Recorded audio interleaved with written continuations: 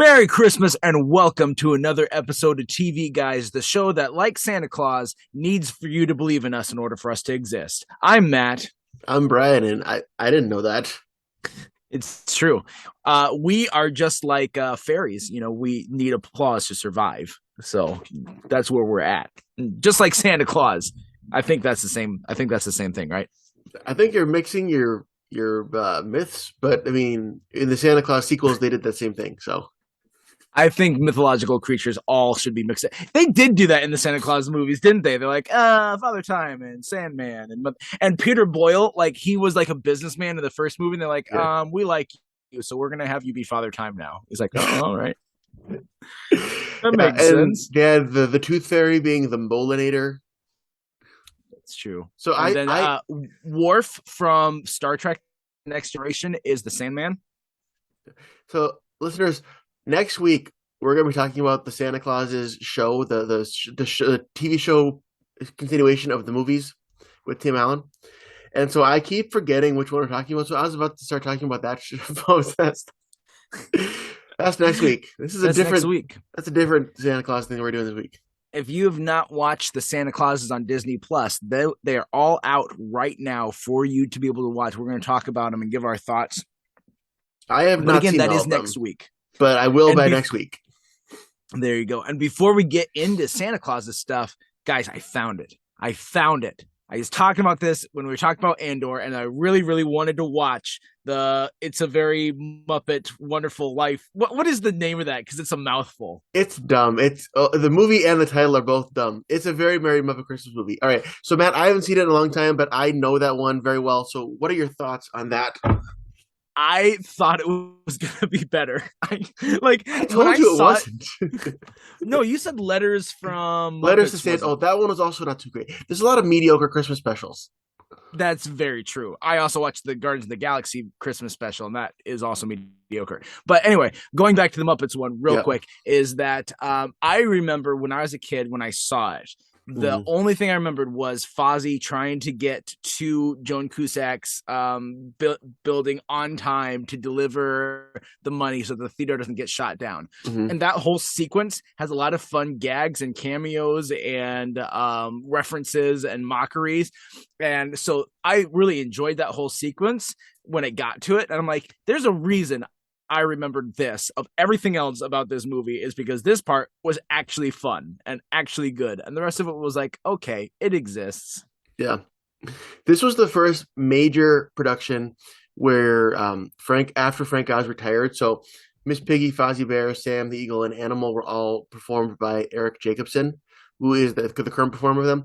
And his Fozzie Bear has improved. His Fozzie Bear was not super on point in that movie, I think, but it's just like kind of like the beginning of a new era where they are performed by their new performer in their first major production. I liked, if we're talking about Muppet specials, I liked the Muppet Haunted Mansion special more than this. And actually, I just bring that up only because of that, and it also just won a couple Emmys this last weekend. It did? Or actually, at this point, it's gonna be a week and a half ago. It was nominated for a good amount, but then it won like a few. Like I think it production design, I think was one of them that it won. I can't remember everything, but it didn't win too many. But I think it won like 2 or 3. So I saw in like I think it was like in like the children's television area, they had the in memoriam section was also honoring Bob McGrath, who on Sesame Street, who just passed away, and Emilio Delgado. Bob and Luis, two of the humans on Sesame Street, have passed away. And so they had Alan, who's another one of the human actors, and Martin Robinson, who is the performer of Telly and Snuffleupagus. Those two actually went on stage to give a tribute to Bob and Emilio, and then that set off the whole in memoriam section. Nice. Well, that's good for them. Yeah. The other thing about Christmas specials too. So just real quick, let's hit on it because we brought up the Guardians of the Galaxy Christmas special. Did you watch that? I did. I liked it, but I wasn't expecting much from it. Maybe that's what it was. I was expecting more from it. It caught its stride when Kevin Bacon was kidnapped, and the Kevin Bacon scene in the ship was really funny, and like you could tell he was having fun about it. And so all of his stuff was pretty good. And but is the music I felt was a little just off, even though it was supposed to be that way. Like it's supposed to be, just Yeah. off, and you felt it. But I don't know. Like there was a lot that it left to be desired, but there were some good parts of it too. So I can't say it was all bad. Yeah. See, I really like the pairing of Drax and Nebula. Not Nebula. I like the pairing of Drax and Mantis as a comedic pairing, and that was Yeah. actually like the focus. Like pretty much everybody else was kind of back burner. Like I didn't even was Groot even in it until the very end of it? Um. Yeah, he had a very little bit at the beginning, but Okay, bigger and at the then not end. that much. But so I didn't mind that they kept everybody in the background except for him. And I knew that James Gunn too. I had read in an interview that he was like, "There's some stuff I want that we're gonna pick up with in Guardians of the Galaxy 3." So I decided I was gonna lay the groundwork for some of it. So I'm sure that's the spoiler alert here and possible spoilers for what they're gonna get into in Guardians of the Galaxy 3 of Star Lord and Mantis being brother sister, Yep, of the Guardians owning Nowhere yep, and running that now, and then the addition of Cosmo, the dog, who has telekinetic powers as a member of the Guardians. yep. So I think those are the big things we'll need to know for Guardians of the Galaxy 3 coming out this year. Well, and But Groot is back to being full size Groot. yes, he looks like a younger version of when we first saw him in the first movie, which is completely fine, but he is full size. Yes, because That's last time we right. saw him was Teen Groot in Endgame and Infinity War, right?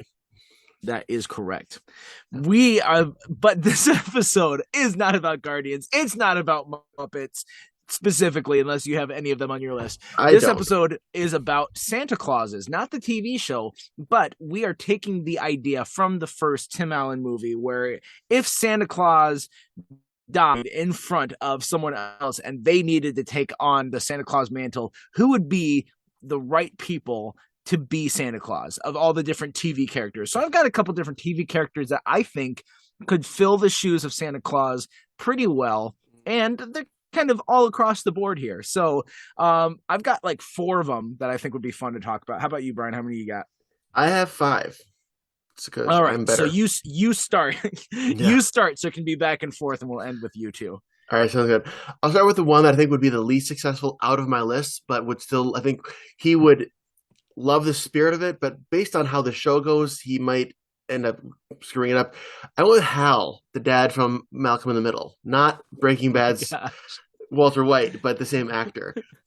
Because if you watch Malcolm in the Middle, Hal is like low key the most funny character on the show because he gets in. A lot of times he gets into things, and he gets super into them to the point where he like neglects everything else, and that just becomes his entire personality. One episode, he just got into a steamroller, and he would just steamroll things all day long, until his son had to stand in front of the steamroller and be like, "Don't steamroll me, and you need to live your life." Is that kind of dedication that might be good for him being Santa Claus, but also you can see how it might be problematic. Yeah, I was gonna say the things that I see about Hal is that he does get in over his head, and so he's used to operating in that. So there would be less of a like freak out. I mean, there's still a fair amount of freaking out that's gonna happen, but I Mm. think there'd be less of it because he's just used. He's good at rolling with the punches. He'd be the one that That's would get probably yeah. He'd be the one that would get every house in the world except for his own house, and then his kids would be like, "Dad."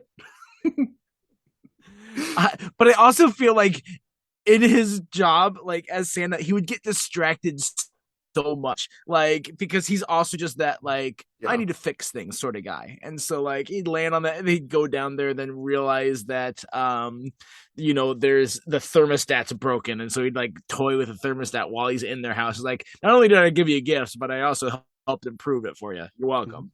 Yeah. All right, I can't. I was gonna say that's not a bad pick, but That's it's not a he, good. It's not a good pick either. my picks get better from here. I should hope so. All right, let me.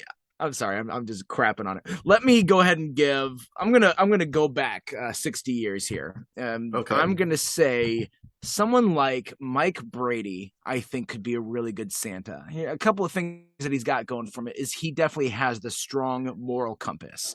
And Yeah. so you do want someone like that for Santa. So that's going to be definitely one of his big things. He is a family man. And so because of when someone's a family man, that also shows a care for younger generation and a care for kids and just kind of ends up coming naturally. But the other thing about Mike that you see is that he's a hardworking guy too. You Mm. don't see him do a lot of working. Like Hal is a hard worker. I'll give that to Hal as well. You don't see Mike do a lot of hard work that I can tell from the sitcom or that I can remember, but you know in the reference and how they revere him, and even that you see like he brings his work home and will do stuff at home as an architect, you know that he does work hard at what he does. And so I think he'd be a good fit for Santa.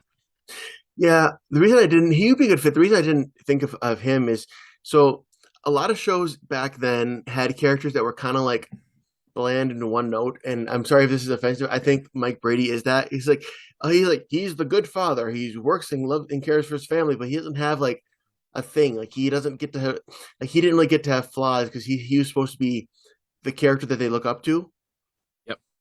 And so it's like he's just basically there to like be like, well, okay, Greg, tell me what your problem is, you know? Yeah. Yeah, absolutely. He is a little bit one note, especially when we look at characters today. Yeah, but I mean, not that he would be good. A lot of times, the people who are best for the job are the ones who are boring because he would just get it done. Exactly. Oh no, there's no drama. Wow. I don't. It's like when we What were are we gonna talking do? about how like Skylar White's not the villain because like in real life you don't want your husband to cook meth. In as a TV viewer, you want to see that. This is like the opposite of that. Yeah. That's why I like Kim as a foil for Saul. And I think they learned with Skylar that the audience reaction, they want someone who's complicit and then realizes they're getting sucked into it too. Yeah. All right. For next one on my list, I want the only female I have. I'll say, you know what? Chicks can be Santa too. So Yep.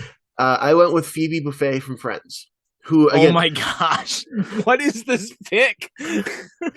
again, okay, my top three I think are the best three. But can you imagine? You can Phoebe as Santa Claus. She would love it. She would take it and she would run with it. But kind of True. like how in the Santa Claus show we'll talk about next week, you might change things up and be your own way, but she would change it up differently than Cal Penn's character did. She would basically be like, "Oh well, we need to change up everything. Everybody needs to be hippie vegan stuff." And then like, how dare you throw away Christmas trees? And like just like that one Christmas episode of Friends, it would be that, but giving her power to enforce it. I feel like See, I'm making it sound like it's a bad pick. yeah, I don't know why you're making the case against it I wanted a after female you say it. Santa. Here's why it's good. Vert's bad. No, like I feel like I have to make the case for you because she does have very good Christmas spirit. She does Yes, have she a lot does. of energy and joy that you would need in that role for sure. But Mhm. because of the absurd nature of her character, the changes she make, I don't think her changes would even so much be like it has to be like what I believe. I think her changes would be like I think everyone should get an elephant. Like something that you wouldn't see coming. Yeah. And the change would be like, what is our Christmas now? What has it become? And so I think that would be where that would go. And I'm curious to see what it would look like, but I'm also a lot She would also scared of it. can you imagine she brings some elves back to like clean and do work at Monica's house, and Monica's like, who's touching my house? Oh, it's elves? What? That's elf trafficking. You just made Phoebe Buffay a trafficker, No, sir. they would do it willingly. She would invite them. Hey, do you want to come and work at my friend Monica's house? The It's elves love to fine. work. It's indentured servitude. It's okay. Who are all these kids running around my house? Oh, actually, they're thousands of years old, ma'am. So, Exactly. And if no, they no. don't love their job, they disappear into dust. All right. Well, since you gave your female, I wasn't like I didn't have specifically a diversity hire that I was planning when I went into this. but this person Make it sound does. bad. Well, I mean, like, I don't want to be like, I want to include a female just to include a female. I wanted to include a character just because they would further the conversation. And there's a Yes. character that I do think is really good. And I don't think you've seen much of this show yet, but the show Abbott Elementary stars this one teacher whose name is Janine Teagues. It Okay. focuses around her. And so you haven't watched much of Abbott Elementary, right? No, but I've heard a lot of good things, and I do want to watch it. Yeah, it's a good show. It's really unique, and the main character Janine, like the actress who plays her, is also the writer and the showrunner. So she's like dipping into everything. But Janine is, think of Leslie Nope, Okay. but green behind the ears. And so she's got these big ideas, like Leslie Knope in the first season, where she had these big ideas, but also there's a little bit of incompetence because of her naivety or because of her Okay. inexperience. Yes. And so she works for an inner city school, and she's got like great heart to see it be better than it can be, but like she works so hard at the detriment of herself, and her ideas aren't always great ideas. And so again, I'm giving the bad parts first, but really what I think would be great about Janine in the role of Santa Claus is having that empathy for people, and especially like having, if she was that character, having gone from working in a school system with inner city kids, of to be able to have a bit more of an initiative for like, I want Christmas to be as inclusive as possible, and especially for Yeah. those who they don't have these like the materials to have a great Christmas. Hmm. So she's going to have an ingenuity with her big ideas, and now having magic to make it happen, to see like how can we make Christmas be even more accessible and even more great, especially for those who can't afford that in any other day of the year. So Yeah. I think a lot of good things could come from it, but because of her inexperience too, and her ability to get in over her head, there Hmm. would also be some odd things that happen for sure. It could be, and I said I can't really talk much of it because I don't haven't seen the show, but it sounds a little bit kind of like the Phoebe or the Hal a little bit, where there's definitely a detriment to it, but like I think she would run with it and love the job. Her organization would definitely come in handy. I mean, like we can Yeah. also Oh. throw Leslie Nope in the running here too. Like Leslie Nope is another character. Her organization and Hmm. her dreams and her high spirits, would all of that come into handy for being Santa. But there's also a little bit of like, they bite off way more than they can chew, and I don't know. Would she be the one who'd be asking all the elves? So, what are your career aspirations? Do you want to be a I think, peppermint elf? I think she could absolutely. Yeah. She's also a bit like, I also don't think that she could she at this point in her career doesn't delegate super well. She's like, I'll do it myself. And like she asks for help, but Doesn't doesn't really want ask. it. Yeah, exactly. Yeah. All right. So the next one of mine might fall into the category of Mike Brady. Okay, I don't want to say that this character is boring, but as far as Santa Claus, he would be pretty standard. I think he would get things done. How about Ted Lasso from Ted Lasso? That was a great pick, and I had thought of it, and then I didn't put it on my list here. But yes, Ted Lasso is a great pick. Because he's actually very similar to Scott Calvin in the original Santa Claus movie. You know, he's a divorced single dad with a young son, and I could see him taking his son to the North Pole, but he wouldn't have the like the curmudgeon reluctance that Tim Allen's character did. He would be all for it. He'd have a lot of questions and everything, but he would be just like, kill him with positivity kind of guy. Yeah, exactly. Scott Calvin is a lot more self-absorbed than Ted Lasso is, and so Ted Lasso already has a great demeanor Yes, for a Santa Claus. which makes for a less Um, it makes for not as good of a redemption arc when you already are redeemed at the beginning of the movie. yep. Yeah. And then the one negative is the one that Ted Lasso does have that he deals with throughout both seasons so far, is having like not been able to yet have the tools to deal with his panic attacks. Yes. And so we definitely, when you're flying on Christmas Eve, you don't want those to strike and hit you. And this is a job that is going to have a lot of stress. So it's like, that's the one knock against him, but Yeah. everything else he's got in spades. So And you know what else I would want like a shot there. He's as Santa Claus. He's looking at the elves, and the elves are working. And then in amongst the elves working with him is Coach Beard, and he doesn't say anything, and it's never explained how he got there or what he's doing. But he's just working with the elves, and he kind of gives a nod. also, Ted 100% would know everyone's name within the first week. Every Yeah. single elf. Yep, you're Pinky, Blinky, Shinky, and Jeff. You know, there'd always be one with like a normal name. Everyone else has got like fairy names. And he would also have his own nicknames for them too. Like not only would he know every single person's name or every Yeah. elf's name, he would also have their nicknames. And there'd be a thing like oh that's Sprinkles. Oh, I'm Sprinkles. No, you're actually Sprinkles. I call you Peppermint. This guy's Jeff. I call him Sprinkles. And it's just like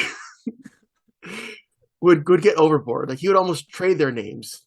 It'd be too much for the elves. The elves are like, dude, like we're joyful, but you are just on another level. So you need to cool down. Take a I think Xanax. this would be a good movie if we want to if we want to take away the soccer out of Ted Lasso and just we can make that work.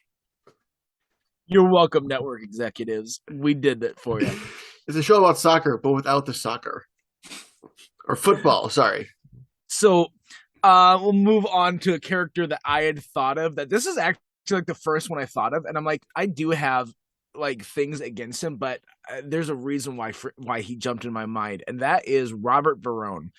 I think Robert, as a police officer, has a lot of ability, and you see like later in the seasons when like Amy comes along and she's believing him, or like when people outside of the family show that they believe in Robert. Like Robert thrives when people believe in him. Yes. And he's always done really well with that. And so I think him becoming Santa, I think he's got a great demeanor for it. I think he would be really good at what he did.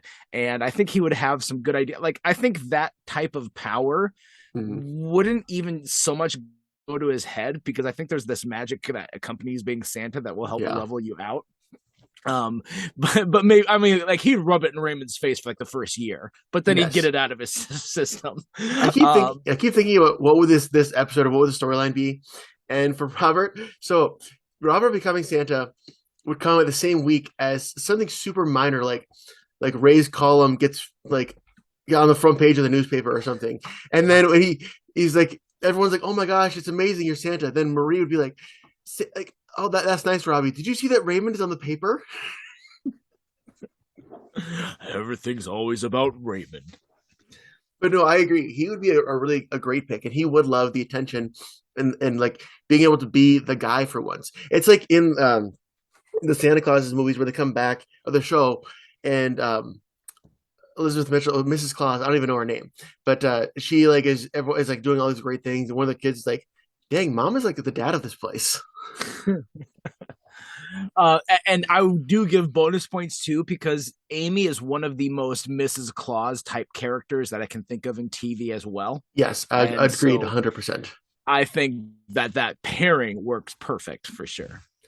And it would be perfect. It would even add to like the conflict of her parents being super religious and like, well, Christmas is about Jesus, but I guess our son-in-law is Santa. And I didn't even think about that, but that would be funny. I like it. And well, their son-in-law is Santa, and then their son-in-law's dad is Father Time. So that's true. Yeah. Oh man, I love Fred Willard. It's sad that he died this year. Yeah, Fred Willard. Like I always, whenever I talk about Everett Raymond, I can't rave about that cast enough. Yes. And even those guest stars too, with like Fred but like every single one of them, they just bring there's no like weak link in it. They all thrive in their roles, and they take turns being amazing. Unless you count the kids, but they even say in one of the intros, it's not about the kids. Exactly. It's not. All right. I think you got two left. Yes. I think I can do one more before the meeting cuts out. Okay. The next one is an obvious pick, but I mean, it's a pick that is tailor-made. Hurley from Lost. You've already got the magic aspect. He already is decided to take care of the island because of his Santa-like qualities. And I'm not even going into the size aspect of it. It's just like his personality and his role in the island and what he excels at is being Santa Claus. I can't believe I didn't think of Hurley.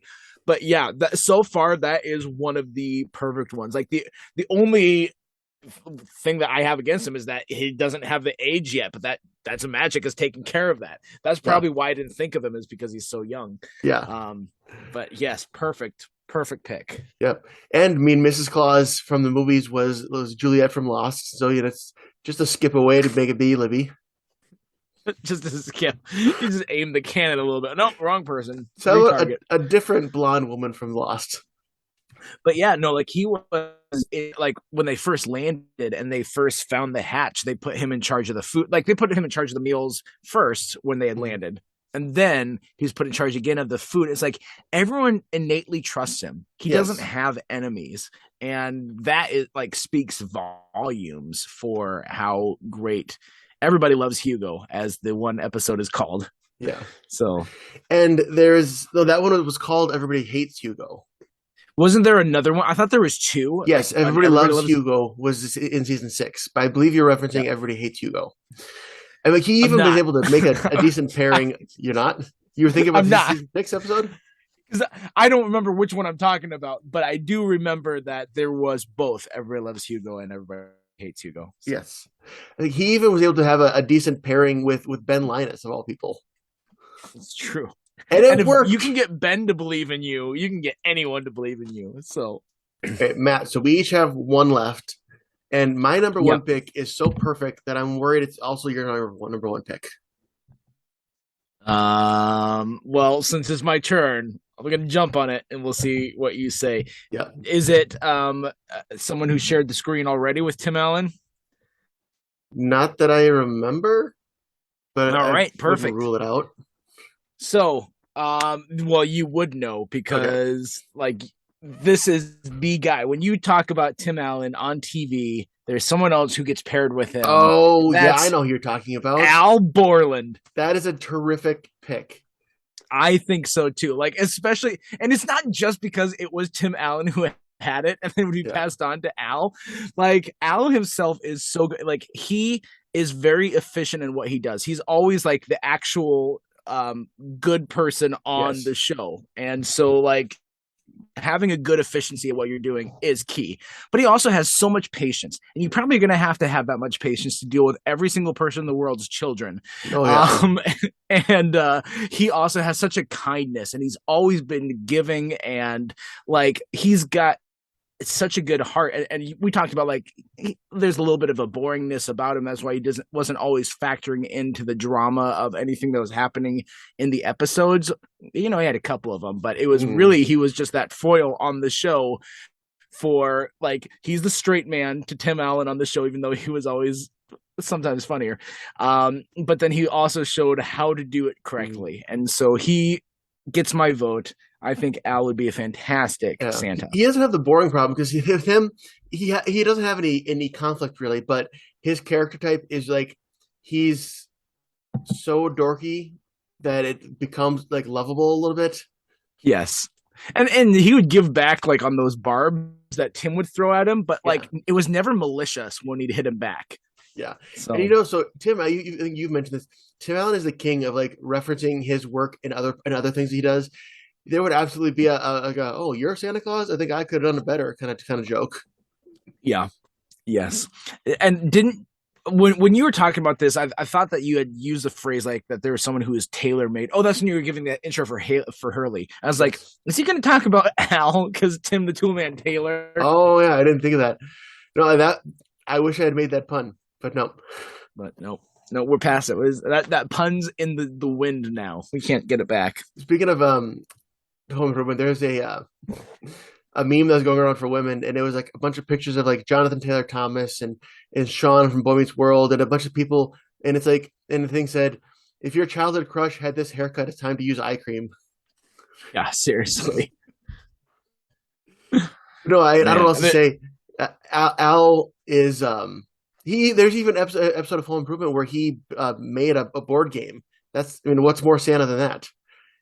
And nice. it broke, and everybody had to like pitch in to make it better or fix it. I've thought of the board game Diseases. That's a different show.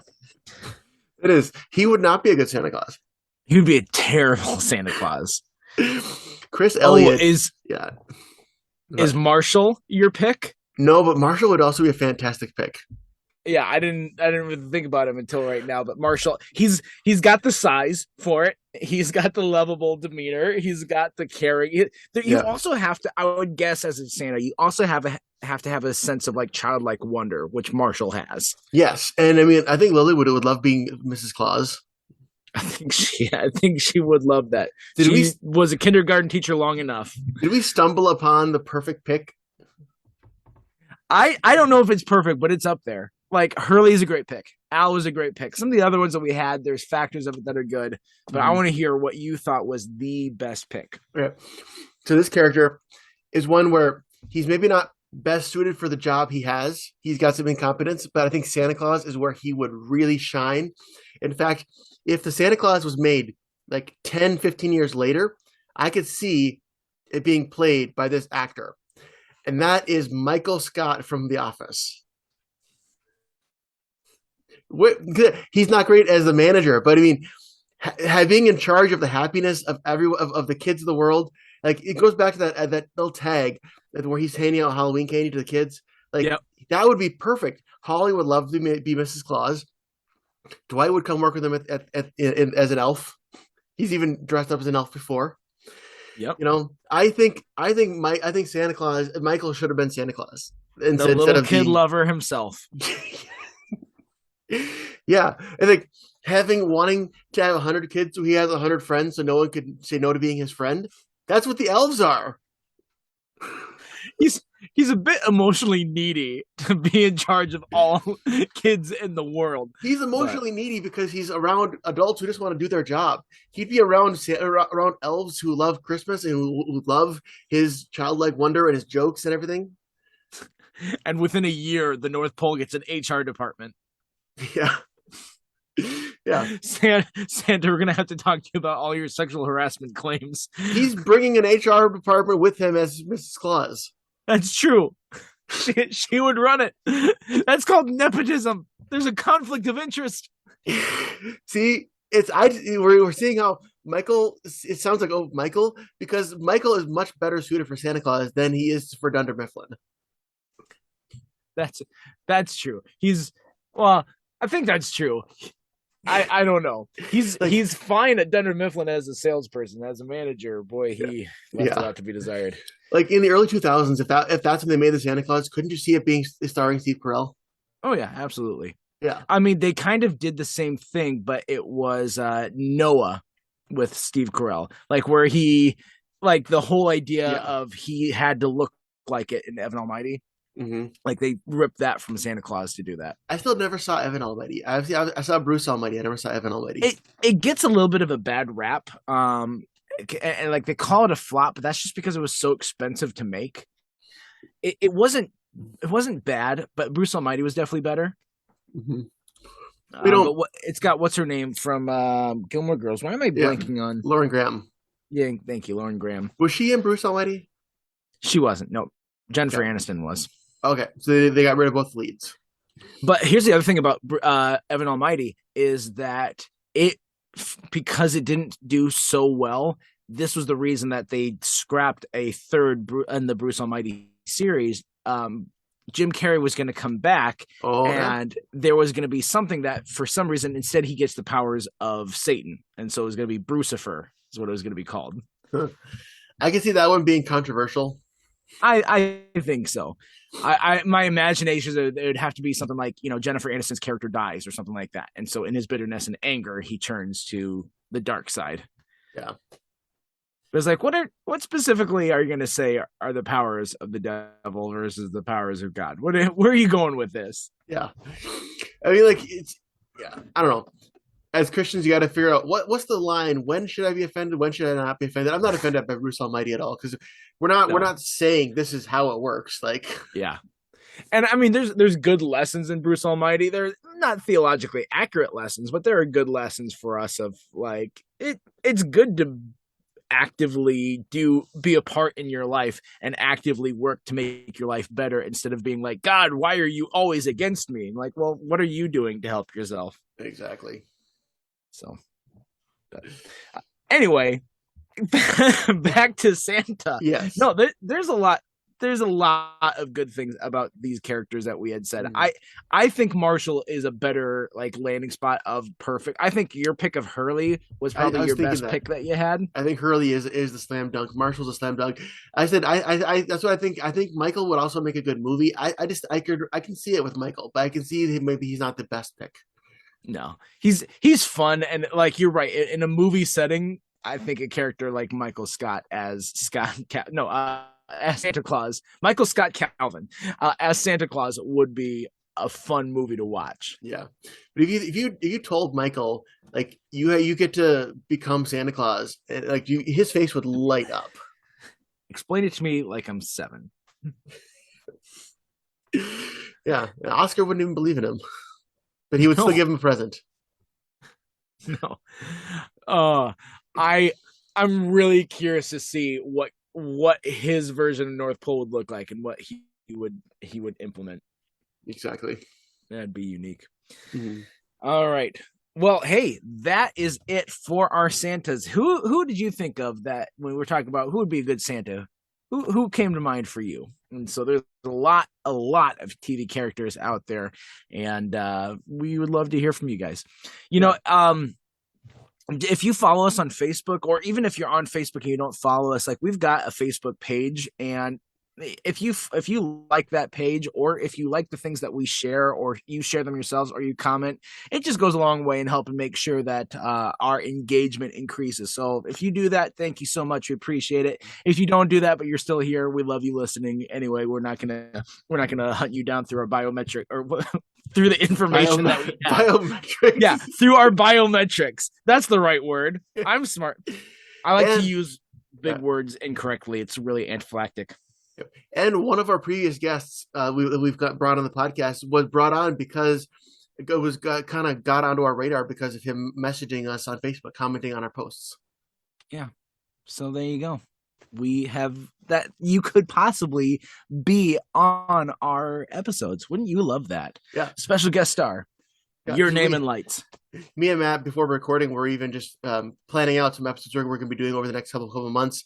And I even said, and pretty much any of these episodes could have a guest if someone wants to come on for them. Yeah. Speaking of guests, we had an awesome. I always love when Jeff stops by because he's a lot of fun. We talked about Andor last week, and to me that was a great episode, even if Brian didn't love this show as much as I did. Which, by the way, if you haven't seen it, it's worth the 1 month. Oh, excuse me. I'm sorry. If you haven't seen it, it's worth the 1 month of Disney Plus to watch Andor, in my opinion. I think it's great. So go check that out if you have a chance. I think there are a lot of reasons to justify Disney Plus, but Andor would not be on my list. That's fair. Whatever. To each his own. I loved it. I just can't stop raving about it. And I'm so glad to see Disney put out something new. Start. I'm curious to see this National Treasure show is out now. Oh, I haven't watched any episodes movies yet. I love the movies too, but the show doesn't have Nicolas Cage in it, so I'm on the fence about this show before having even seen it. Maybe they'll catch him in a cage, a Nicolas Cage. That's the right response, but I still like it. Brian Jones, ladies and gentlemen. Brian Jones. Let's give him sarcastic claps. He can hear you. From out there, he can hear you sarcastically clapping. Yep. You can just feel it. Sarcastic clap. Thank you. Man, I'm trying to get to the trivia. It is derailing fast before we get there. So last week we had Jeff on, talked about Andor. It was great, and he asked a trivia question. What was the name, or what type of a ship was Luthen's ship in Andor? And that was a Fondor Hallcraft. We also would have accepted just Hallcraft because I knew that. I didn't know the fondant. No, it's Fondor. The Fondor part of it. I also asked a question too, where I asked, where did the name Scarif come from? Because Scarif was the planet from Rogue One that they get the plans for the Death Star from, and so that came from Gareth Edwards ordering coffee, who was the director. Gareth Edwards ordered coffee, and they it sounded like he said Scarif, and like they wrote that on the coffee cups. So it was like, oh, here's your name for coffee for Scarif. He's like, that's not even close to my name. But the idea stuck in his head, and he named a planet after it. So that's where Scarif comes from. What if that barista knows that? I mean, I'm sure they go through so many names that like they don't have that recorded now in their mind. Okay, before we get into next week's trivia and before next week we talk about Santa Clauses, I do have to say I liked when one of these episodes they come back to reality and Santa orders like at a coffee shop. Oh, like, yeah. what's the name? Santa. She's like, please, sir, it's been a long day, or something like that. Where it's like, come on, just give me your name, man. That was a good gag. Mm. All right, so this week's trivia, I brought up a show we don't really talk about too much, but that was Abbott Elementary. What is the show? Speaking of naming, because that was my trivia last week, where did the name Abbott Elementary come from? Why did they name it that? So there you go. Abbott Elementary, where did that come from? Answer that question. Let us know. And if you get it right, we'll be excited. And if you get it wrong, then we'll just yell at you and make fun of you. Yeah. So that's what we do. All right. Well, next week, join us for that Santa Claus's episode. Also, enjoy your Christmas. Have an amazing Christmas. Love the people around you. Give them high fives. Give them fist bumps. Give them presents. Maybe all at the same time. So until next time, I'm Matt. I'm Brian. And we're reminding you to stay tuned and keep watching.